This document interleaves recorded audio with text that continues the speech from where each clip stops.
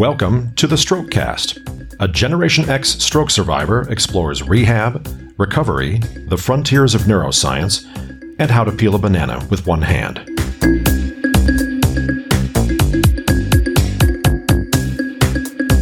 Hello, I'm Bill Monroe, and welcome to episode 10 of Strokecast. This week, my audio sounds a little bit different. I'm actually not recording in my main studio. I'm probably about an hour and a half or so north of Seattle at a little town called Burlington, just outside of Mount Vernon. Every year, the town of Mount Vernon hosts the Tulip Festival. We have tremendous amounts of tulips growing up in the area, and the colors just light up the fields. And if you catch it at just the right week, the views are spectacular. Just yellow flowers and then rows and rows of reds and purples, as far as the eye can see. It's really an astounding view. Of course, you have to catch it at exactly the right week, or they haven't bloomed yet, or if you're just a little too late, then they've already gone and harvested them. So timing for the fields is kind of critical, which is one of the reasons why my girlfriend and I are actually skipping the tulip fields this year. The question of timing, as well as do we really want to be tromping through all of that mud? And some of that reluctance is not actually even stroke-based. So instead, we are up here to enjoy the Mount Vernon Street Fair, which happens at the same time as the Tulip Festival. And there are vendors selling all sorts of really nifty things, including fancy leather bags, garden signage, pottery, jewelry, all sorts of the stuff that you see at, street fairs these days. There's also, fantastic, strawberry vendors, and of course, the corn dogs of the world might be there if we're lucky. We're keeping our fingers crossed for that. So, all sorts of, things that are probably terrible for us to eat, but we're going to be walking up and down this street fair for quite a while. Regardless, that is tomorrow, and we are sitting in a hotel room here in Burlington tonight because I really don't feel up to going ahead and doing that whole drive up and then spending all that time at the street fair and then doing the whole drive back in traffic all in one day. That's sort of a little tiring for me these days. But that's why the sound is a little bit different. I'm using some slightly different equipment because I am on the road. So this week, I'm going to talk about a few things. I've got some good news from a recent doctor visit or a series of visits. I also had a lot of fun at a neurology panel. And that's not a sentence I really ever thought I would be saying, but it turned out to be really quite a fascinating evening. And I've also recently read a study that came out in 2015 about ways to improve recovery in conjunction with physical therapy. And I am pretty pleased with those results. And they've got some directions that I really need to be following. So first of all, let's talk about the good news. I'm not pregnant. For several months, I had some hip pain that was affecting me quite a bit. It was a case where when I would go to sit down, as soon as I actually sat down on the couch or in a chair, my affected hip would actually just sort of scream loudly at me. It was very uncomfortable. Or if I tried to lift my leg to go up and down the stairs, it would similarly scream at me and tell me, don't do that. But of course, I had to make it do that anyway. It was really interesting because it was one of those things where if my therapist moved my leg, there would be no problem. But as soon as I tried to apply any strength through it, it would get very unhappy with me. And I worked with my PTs, several PTs, my OT, and my physiatrist about this and talking about these issues, even with my primary care physician. X-rays showed that nothing was wrong with it. But this was getting to be really annoying because, first of all, sitting down is supposed to be a nice thing to do. It's not supposed to cause pain. And it was also making it more difficult to go ahead and do some of the other things that I need to do for my ongoing recovery. So my physiatrist ultimately referred me to an ultrasound specialist. And what he did was he did an ultrasound examination of my hip. So sort of like the sonogram that the cardiac technician had done for my heart, only this time for my hip. And what he found as he was looking around in there answered a lot of questions, because my therapist had been trying to figure out just what was causing this pain that appeared to, maybe it was worse when it was cold, maybe it was better when I engaged in more activity more regularly, or maybe that made it worse. We weren't sure. Everybody was wondering, is this the hip flexors causing problems, or perhaps the hip abductors? Could it be sciatica or displaced lower back pain? Could it be displaced knee pain? There are all sorts of different things that this could have been. But I finally got to that ultrasound, and the scan was actually really cool. Despite these crazy large flaring pair of shorts that I had to wear, which they promptly cut with a pair of scissors so they could actually get the ultrasound thing to the actual joint between my hip and my torso, it was actually really cool to be able to look over at the screen while they were examining it and look at my tendons and my muscles and my nerves that were all at play. And you could actually see them there. And the doctor actually pointed out the different things that I was seeing there. And what he actually noticed and observed was there was fluid around one end of my iliopsoas tendon. This is a tendon that actually connects a number of the muscles in the thigh into the bones in the hip, which ended up making a lot of sense that tendon was what was irritated, because we knew it wasn't the bone and it didn't quite feel like muscle pain. So the fact that it was a tendon made sense. It also made sense because I was having another symptom as well, which was muscle aches in one of the muscles in my quads, in my thigh as well. That was just causing pain for some reason. We couldn't quite figure that one out either. But it turns out it's all connected. I had developed tendinitis in that tendon. Now, how had I developed that tendinitis? Well, that's where this becomes really important, because I had developed it basically as a repetitive stress injury, an RSI, which is something we're most familiar about when we talk about carpal tunnel from people who spend way too much time typing and in inappropriate posture and their wrist starts to hurt. That actually started happening in my hip around that tendon with that extra fluid there. And the reason that happened was because of my new gait, my new pattern of walking post-stroke.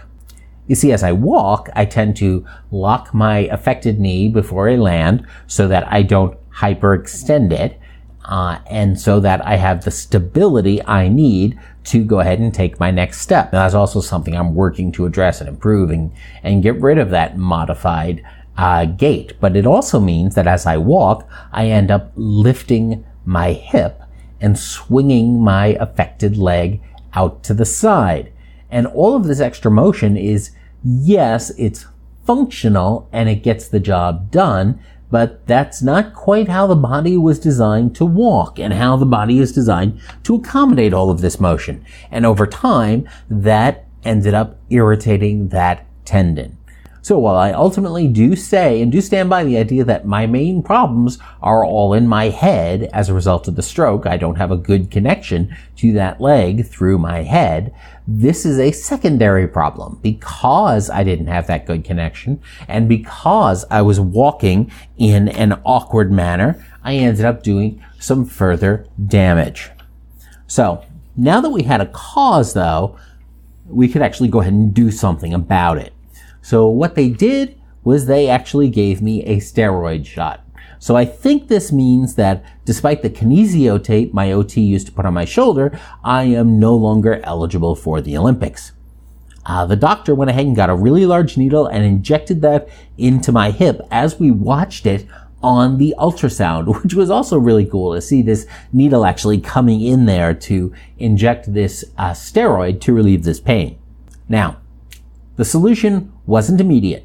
It took about 2 or 3 days for me to really feel it. But after that 2 or 3 days, I'd say about 75% of that pain was gone.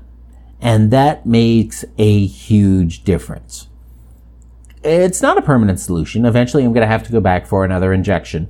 And the longer term solution is actually to do the other things that I need to do, the PT exercises I've been given to strengthen my knee so that I can resume a more traditional walking gait. And that's what I really need to focus on myself. But we actually now have a solution for the pain. We know a cause for it, and we know where to go from here. So I am pretty happy for that. So why does this matter to you? Well, there are a couple of key takeaways I think that are in this story. The first is that to keep in mind that secondary issues can cause ongoing problems for your recovery. So even though this hip issue wasn't directly caused by the stroke, it was caused by other things that were caused by the stroke. And those secondary and even tertiary issues can continue to cause problems, like this was interfering with my therapy. The other key takeaway is that if you are dealing with anything like this, make sure you are communicating with your doctors and with your therapists so that they know what's going on, even if they don't have the definitive solution. The more information that you can give your medical team about what you are dealing with makes it more likely that they will either find the solution or be able to refer you to the right person who can provide the solution. And the other key thing that I take away from this is that, well, technology and ultrasound tech are really cool. And this is just some fun stuff. Getting to actually see the different nerves and tendons and how all of that works while that's connected to me without anybody having to actually open me up. So, speaking of science and cool things in science, another thing I've done recently was I attended an event at the University of Washington. The undergraduate neurology department puts out a journal called Gray Matters. They also put on an event called An Evening with Neuroscience. Now, this is a panel discussion that is basically a Q&A for PhDs and researchers who are doing brain research. And there were a bunch different that they had expertise in, everything from psychology to the engineering of adding electronics into the brain, to work with the Allen Institute, to looking at evolutionary nervous systems, and all sorts of really cool things. And they all brought a slightly different perspective to the 2-hour event. And there was a lot of details that they talked about. There were a few key discussion points that actually came up during the panel discussion. The first was the idea that memories of your experiences make you who you are. Now, that's a subtle distinction from the way most people think of it. Most people think of it as our experiences are what make us who we are.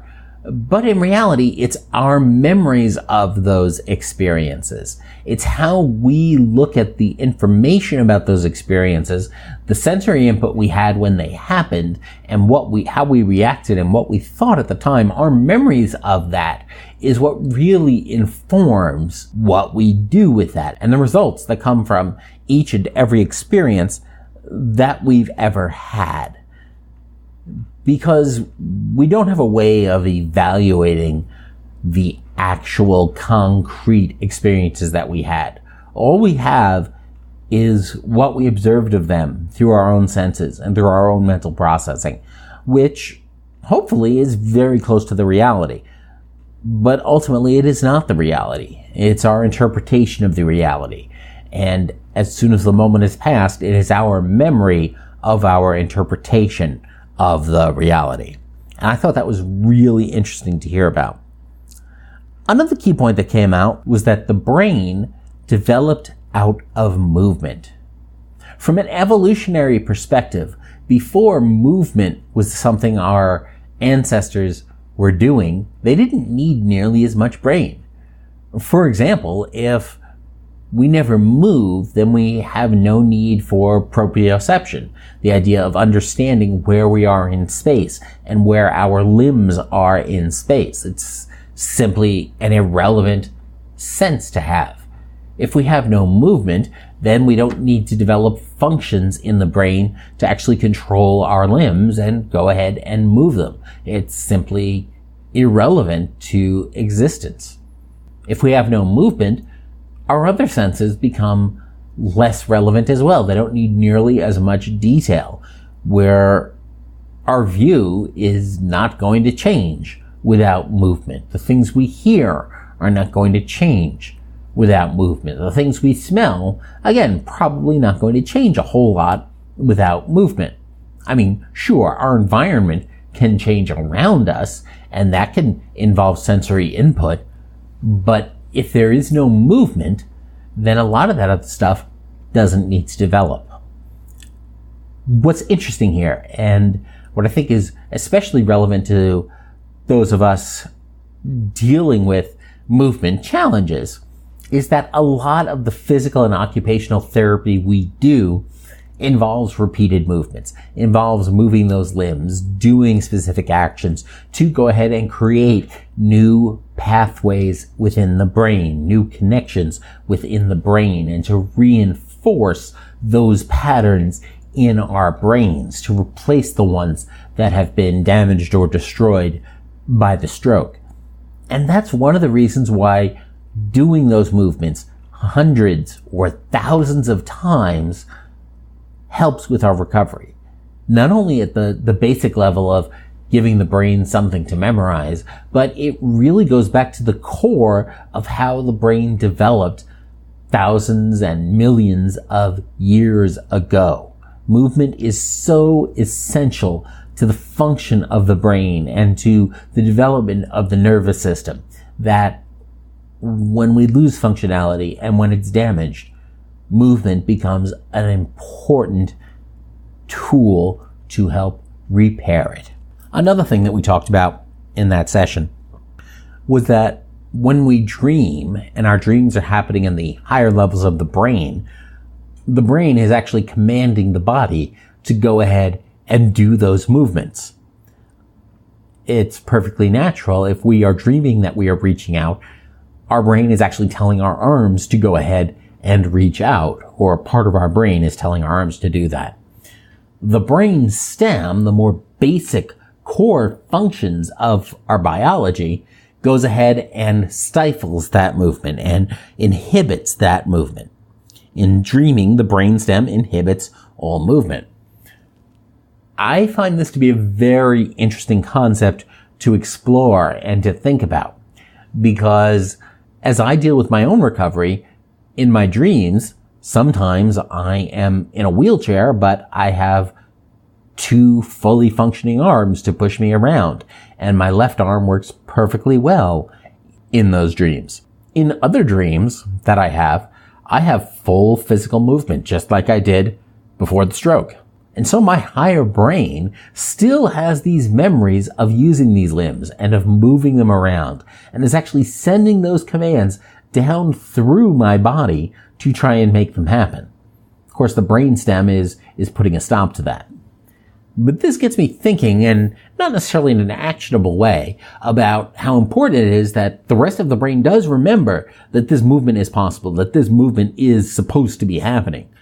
When we start talking about a type of memory called procedural memory, which is how the brain actually stores the procedures to do things like how to move a finger, how to move a hand, is that not only does my higher level brain remember all of that, but the left side of my basal ganglia still has all of those patterns. It's just that my right side has been wiped out. So all of those patterns essentially exist, just need to be mirrored in my brain. And my brain needs to learn how to go ahead and copy those things that are still stored in the left and apply them to the right side of my brain now, so I can once again use the left side of my body better. And I think this also comes into play when we start thinking about mirror therapy. Now, if you've never had mirror therapy in a rehab context, this is a type of therapy where your affected hand gets hidden behind a mirror, and you look at your unaffected hand in the mirror. So, for example, in my case, it means I hide my left hand, but my right hand sits in front of a mirror. And when I look at the mirror and my hand, it looks like I'm seeing both my right and my left hand, although in reality, it's just a reflection of my right hand. And then I try to open and close my fingers or move my wrist or do other things with that. So my brain actually sees what it thinks is my left hand moving when it's really just looking at the reflection of my right. What's really interesting is that as I do this, I will start to feel some of that movement happening in my actual left hand. And it's fascinating how the brain goes ahead and tries to pull up these patterns and mirror them. And I think it's really interesting how all this ties into where those patterns get stored and how different parts of the brain can retain information relevant to movement that other parts have forgotten. So there were lots of other interesting discussions happening at that panel. I think some of the key takeaways from that story are that if you have the opportunity to go ahead and find such a panel or a discussion in your area, definitely check it out. Your local university may be sponsoring all sorts of different things like this. Presentations from undergraduate or graduate students or professors who just really want to go ahead and talk about the subject they specialize in. And the other really cool thing about that is that if you are a stroke survivor, you have a very interesting level of insight that a lot of folks will simply not have into these topics. And the other thing is that some people who happen to be like me will just happen to find these sorts of discussions fascinating in and of themselves and worthy of checking out. Another cool thing I've encountered within the past week or so is a study I just posted an article about on strokecast.com. It was published in the Journal of Physical Therapy Science back in November 2015. And what they did was they took 32 stroke patients with mobility challenges, and they split them into two groups of 16. One group received 30 minutes of physical therapy every day for 5 days a week for 4 weeks, followed by 30 minutes of time on a stationary bike. The other group received just the 30 minutes of therapy 5 times a week for the 4 weeks. They tested all of the participants before the study started and after to look basically at their balance and their performance while walking. And what they found was that participants who had the extra time on the stationary bike saw significantly higher improvements than participants who had therapy alone. The conclusion was that using a stationary bike for 30 minutes a day, 5 days a week for 4 weeks does help with balance and does help with gait. Essentially, it's a way of simulating the circular motion of the legs that we have when we walk without putting as much weight through them, by just getting that repeated motion on the stationary bike. And it was able to make a big difference. And I think this alone is fascinating. I think it would be also really interesting to see somebody do a follow-up study where they look at just the stationary bike alone, assuming no physical therapy actually happens. I think one of the key takeaways from this is that if your doctor approves it and you're not already using a stationary bike and you have movement challenges, this could be a very simple thing to add to your routine. It definitely seems like it has some advantages. And that brings me to the hack of the week.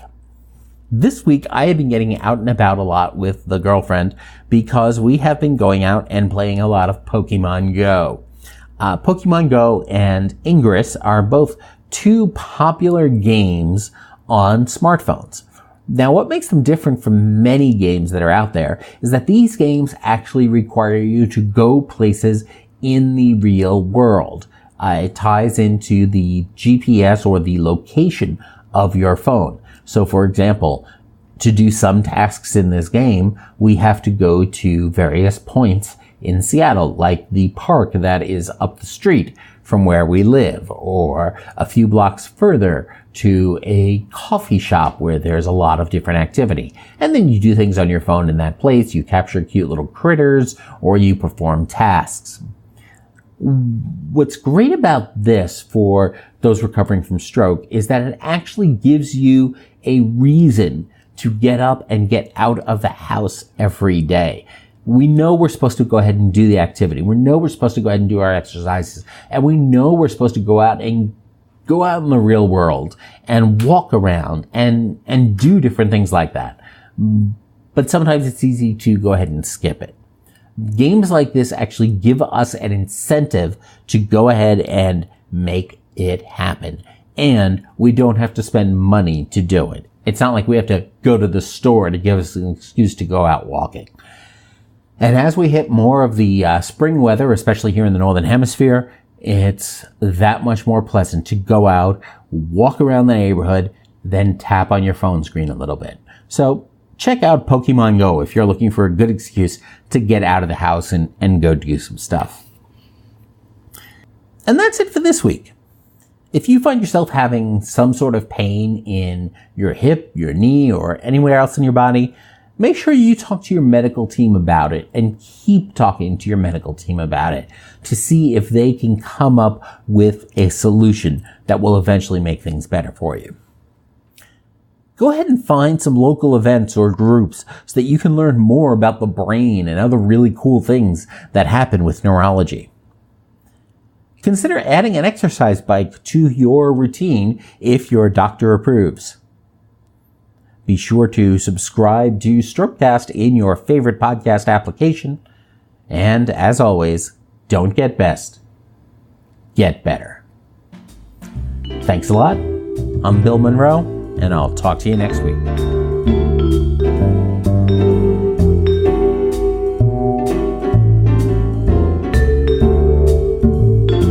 The Strokecast, Bill Monroe, and Bill's guests provide general information and entertainment, not medical advice. Please do not make any changes to your treatment plan or the execution of your treatment plan without first consulting your personal doctor or medical team. The Strokecast is a proud production of the Currently Speaking Podcast Network.